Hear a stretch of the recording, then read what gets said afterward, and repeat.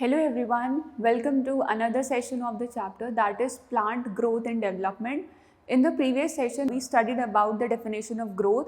Growth is merely a change in the quantity, that is the number of cells, the number of size. And we know for the fact that growth and development are two fundamental aspects of any living organism.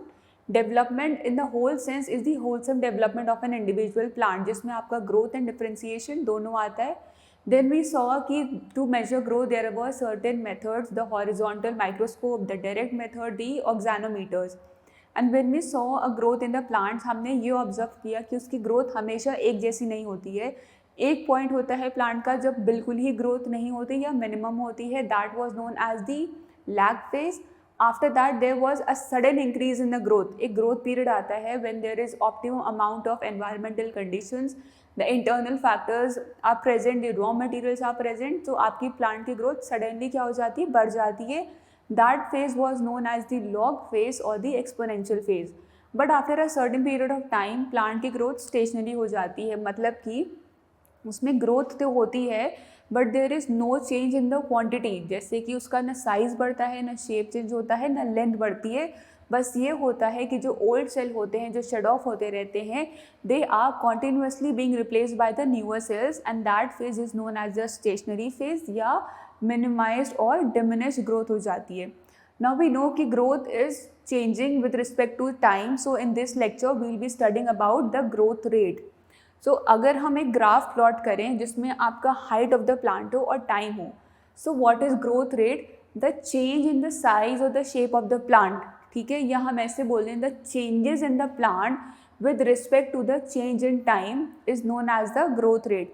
अब आपका growth rate अगर हम बहुत ही easily define करें तो जैसे जैसे time बीतता जाता है वैसे वैसे प्लांट में ग्रोथ होती जाती है. तो according to the things that we see physically या जो हमें विजुअली बहुत देखने को मिलता है, उसके हिसाब से एक प्लेन स्ट्रेट लाइन जाएगी because time passes on and growth occurs. But it's not always possible because I said कि प्लांट में ग्रोथ तो होती है for a lifetime, but एक पॉइंट पे आके स्टेशनरी हो जाते हैं. So this straight graph is not validated. To measure growth rate there were certain procedures, जिसमें सबसे पहला था कि अगर हम ग्रोथ रेट को लीनियर ग्राफ के हिसाब से देखेंगे तो उसका अरिथमेटिक एक्सप्रेशन क्या होगा.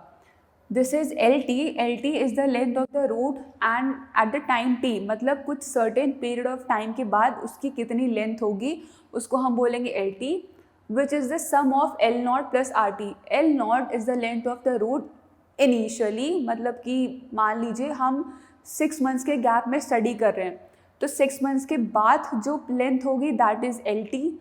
6 मंथ्स के पहले जो इनिशियल लेंथ होगी that is L nought. And what is R T? R T आपका रेट है और टी आपका टाइम है. R T is the ratio elongation of root per unit time और ग्रोथ रेट. ठीक है, तो that is R T. So your total length which is increased with the difference in time is the sum of L naught and RT. This equation is because of the linear graph. ठीक है, हमें linear graph में पता है कि L naught पे बिल्कुल growth नहीं हुई और LT पे क्या हो गई, एकदम से बहुत सारी ग्रोथ हो गई. तो rate of change of growth with respect to time हो गया. So LT will be L naught plus RT. This was the arithmetic expression and was the explanation of the linear curve that was plotted by observing the growth of plant with respect to time. But this was not acceptable because we know कि plant की growth में phases आते हैं, that is the lag phase, log phase and the stationary phase. So वहाँ पे हमें कैसा graph मिल रहा था, a sigmoid curve. To prove कि वो sigmoid curve सही है, उसको स्टडी करने के लिए there was also an equation derived जिसको हम geometrical expression बोलते हैं, जो कि इस तरह से होता है W1 is equal to W naught ERT. W1 is the final size of the root after a certain period of time. W naught हमें पता है क्या होगा, फिर initial size of the root होगा, that is your beginning point होगा. E is the base of the logarithm. जैसे हम log निकालते हैं उसमें एक base होता है, 10 का base होता है, या हम log base 10 लिखते हैं, so that base is E. R is the growth rate. I'll again revise about the geometrical expression, जिसमें हमने geometrical expression जो derive किया था that was because of the sigmoid curve. Sigmoid curve क्यों आया था कि प्लांट इनिशियली जब उसको कंडीशंस नहीं मिलती हैं तो बिल्कुल भी ग्रोथ नहीं होती है. उस फेज़ को हम बोल रहे थे लॉग फेज़. फिर जब मिनरल न्यूट्रिएंट्स हो जाते हैं, जब एनवायरमेंटल फैक्टर्स फेवरेबल हो जाते हैं, then there is sudden increase in growth and then comes the stationary phase. So on behalf of that a geometrical expression was derived which was W1 is equal to W naught e to the power RT. Now W1 is the length of the plant or length of the root after a certain period of time, or you can say the final size. W naught is the initial size of the root or at the beginning of the period. R is the growth rate, T is the time and E is the base of the natural logarithm. सो इसके behalf पे हमने derive करना शुरू कर दिया कि plant की growth exponentially कैसे होती है, कैसे ज्योमेट्रिक एक्सप्रेशन से होती है. I again start with the mathematical expression. In mathematical expression we studied कि प्लांट की ग्रोथ लीनियर होती है, that is initial to final होती है. With respect to time plant की ग्रोथ होती ही रहती है. तो जब हमने ग्राफ देखा तो हमने एक इक्वेशन डिराइव करी. इन दैट वी सेट कि एल टी है और एल नॉट है. तो L T is what the final length, L nought is the initial length. और जो ये डिफरेंस आएगा that is R T rate of growth with respect to time.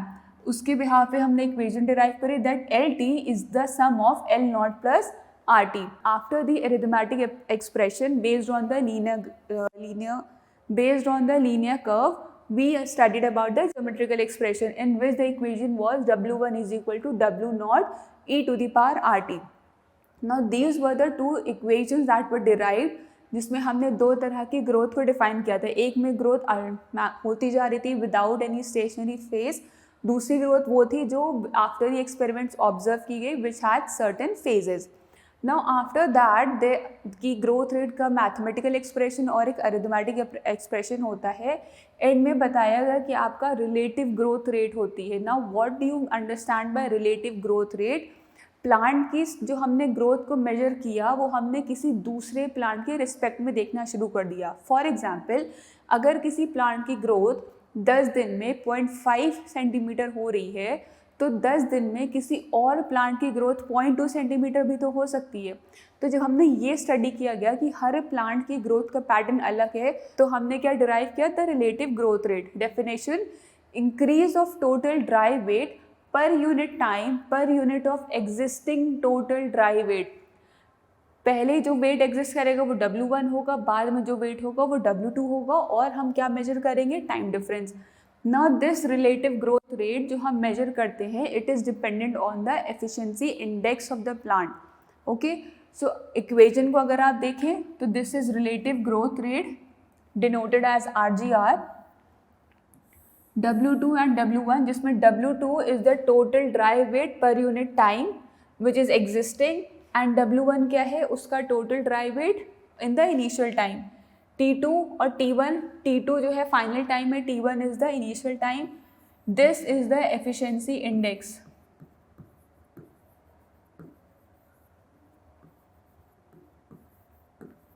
C weight W is the total dry weight during the period T2 T1. अब इसका जो भी difference आएगा, मान लीजिए WX आएगा, तो that will be the total dry weight during the period T2 T1. During the linear phase of the growth curve, W can be calculated as the simple arithmetic mean of W1 and W2. अब W1 and W2, मान लीजिए कि आपकी पहले जो plant की growth which is W1 it is 8 and W2 में क्या होगी? Growth is again 8. तो कुछ टाइम के बाद जो ग्रोथ बढ़ी वो 8 टाइम ज़्यादा हो गई. अब उसका जो टोटल ड्राई वेट है वो कितना होगा? W1 प्लस W2 का मीन होगा, that is 16/2 which is 8. So 8 will be the final calculated weight of the plant dry weight after a certain period of time. तो उसको हमने डिफरेंस मेजर कर रहे हैं, हम यहाँ पे रिलेटिव ग्रोथ मेजर करें, तो इसलिए क्या होगा? W2 minus W1 upon the time difference into the efficiency index will give you the relative growth rate of a plant. So that is the relative growth rate. I will again revise. Relative growth rate जब हम measure करते हैं तो we study the weight, the dry weight of a plant after a certain period of time with respect to the initial dry weight. कैसे equation major करी हमने? Relative growth rate is the difference between the dry weight जो कि final था, initial था, and the time difference into the efficiency index of a plant. So during the linear phase of the growth, W can be calculated as a simple arithmetic mean of W1 and W2. Arithmetic mean क्यों होता है? क्योंकि जितना difference आएगा तो उतना क्या होगा? इंक्रीमेंट होगा। तो आफ्टर स्टडिंग ग्रोथ रेट, मैंने अभी बताया कि there are certain factors which influence the growth of the plant, तभी तो सिग्मोइड कर्व आ रहा था। वो फैक्टर्स प्रेजेंट नहीं होंगे या वो फैक्टर्स में चेंजेस आएंगे तो प्लांट की ग्रोथ में क्या होगी? चेंजेस आएगी। And these factors are of two types, that is the external and the internal factors. First we'll start with the external factors, जिसमें सबसे पहला फैक्टर आपका आता है light. Now if you remember, light कहाँ पे ज़रूरी होती है? Light is very much essential for the process of photosynthesis. Now why am I talking about photosynthesis again? Because we have studied that growth when occurs in a plant, it is reliable on the energy which is being produced after the metabolic process. That is, growth occurs on the expense of energy available in the plants. और ये energy कहाँ से आती है? Energy आती है metabolic processes से, जिसमें कि सबसे इम्पॉर्टेंट प्रोसेस है आपका photosynthesis. So when light comes, your chlorophyll gets activated, it performs the function of photosynthesis, then energy is stored in the form of starch, then respiration occurs and ATP is released and the whole that process. But कभी कभी क्या होता है कि plant को बहुत ज़्यादा light मिल जाती है. अगर लाइट की इंटेंसिटी, ड्यूरेशन या पीरियोडिसिटी हमने बढ़ा दी तो प्लांट के पिगमेंट्स क्या हो जाते हैं? डिस्ट्रॉय हो जाते हैं एंड प्लांट क्या होगा? विल इवेंचुअली डाई, या फिर उसकी ग्रोथ होगी रिटार्ड हो जाएगी. लेकिन अगर हम प्लांट को एक ऑप्टिमम लाइट में रखें, कि कभी डार्क में रखें कभी लाइट में रखें, हम इंटरमिटेंट लाइट प्रोवाइड करते हैं, तो ग्रोथ क्या होती है? एनहांस हो जाती है. But if the plant is kept in complete absence of light, that is dark में रख देंगे, तो प्लांट की ग्रोथ इटियोलेटेड हो जाती है. ना व्हाट इज इटियोलेशन? इटियोलेशन क्या होता है? That your plant grows in length, ठीक है, उसके स्टेम वगैरह की जो लेंथ है that is also increase, but they are very weak, तो बहुत ही वीक और ब्रिटल होते हैं and they will break easily. So the first factor was light. Up next comes the temperature.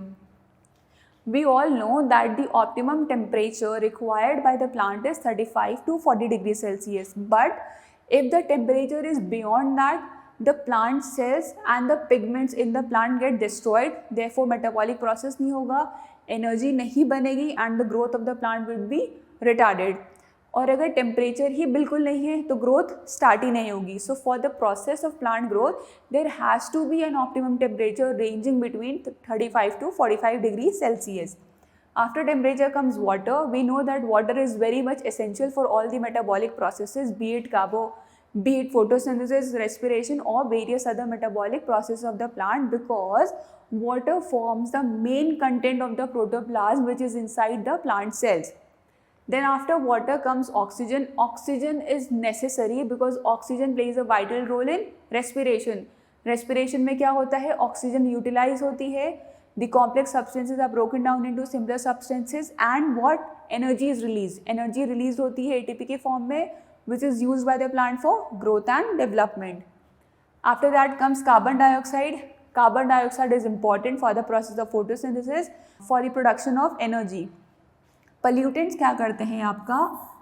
Pollutants in the form of sulfur dioxide, ethylene and many other industrial pollutants, या आप बोल दें herbicide, fertilisers, या जो access weedicide use हो जाता है plants में, वो प्लांट की ग्रोथ को हैम्पर कर देता है. Because it comes in between the enzymatic activity. और जब एंजाइमेटिक एक्टिविटी कम होती है तो प्लांट की ग्रोथ भी क्या होती है? कम होती है. लास्ट में आपके आते हैं मिनरल सॉल्ट्स. मिनरल सॉल्ट्स में हम बेसिकली बात करते हैं मिनरल न्यूट्रिएंट्स की, which are the macro and the micro nutrients. And we have studied it before that many other macro and micro nutrients are responsible for the growth of leaves, for the growth of plant, for the growth of chlorophyll. अगर वही lack कर जाएंगे तो क्या हो जाता है? Hunger science हो जाता है और प्लांट में क्या हो जाते हैं? मॉर्फोलॉजिकल चेंजेस दिखने लगते हैं. After the external factors comes the internal factors. जैसे कि ह्यूमंस में होता है दैट वी रिक्वायर न्यूट्रिशन, उसी तरह से plant also they require nutrients for their proper growth. वो न्यूट्रिएंट्स मिसिंग होते हैं तो प्लांट में क्या हो जाता है? ग्रोथ रिटार्ड हो जाती है, इंटरनोड का डिस्टेंस कम हो जाता है, रोल्ड लीफ हो जाती हैं, फ्लावरिंग जो है डिले हो जाती है, and that is how the growth of the plant is hampered और you can say it is delayed. उसके बाद जो सबसे इम्पॉर्टेंट चीज़ है वो है growth regulators. In this chapter of plant growth and development, we'll mainly emphasize on different types of growth regulators which are present in the plants. Now these growth regulators are the internal factors. Why? क्योंकि अभी हम पढ़ेंगे बहुत सारे growth regulator होते हैं, जैसे auxins हो गए, जिब्रेलिन्स हो गए, आपका साइटोकाइनेंस हो गए, इथाइलिन हो गया, एब्सिसिक एसिड हो गया. These growth regulators are present in very minute quantities, but they have a direct effect on the physiological process of a plant. For example आपका जो जिब्रेलिन होता है ये स्टेम इलोंगेशन में हेल्प करता है, एज वेल एज आपको auxin help करता है. लेकिन कुछ और ऐसे ग्रोथ रेगुलेटर होते हैं जो आपकी ग्रोथ को रिटार्ड करते हैं. These growth regulators they act like hormones. जैसे ह्यूमन्स में हॉर्मोन्स होते हैं कि they are produced at a certain place, they are circulated. Plants में क्या होता है, दीज हॉर्मोन्स और these plant growth regulators are present in all over the body of the plant. ये ट्रांसलोकेट हो जाते हैं, दे हैव देयर मूवमेंट्स. इनकी माइन्यूट क्वांटिटीज़ भी प्लांट्स की हर एक्टिविटी को अफेक्ट कर जाती हैं. तो I will again repeat the factors which are responsible और which affects the growth and development of a plant. The external factors includes light, temperature, water, oxygen, mineral content, pollutants and carbon dioxide. The internal factors, it includes nutrition जिसमें macro micronutrients आते हैं, and growth regulators like auxins, gibberellin, cytokinin, ethylates and abscisic acid. So in this session of plant growth and development we studied about the different growth rate जिसमें हमने एक linear curve के हिसाब से equation derive करी थी, that is LT is equal to L naught plus RT. Then there was an arithmetic expression जिसकी हमने equation पढ़ी थी WT is equal to W naught plus ERT. फिर हमने पढ़ा था relative growth rate. Relative growth rate में हमने पढ़ा कि the difference between the final and the initial size depending on the time difference into the efficiency index बताता है आपका relative growth rate. So that's all for this session. Thank you so much.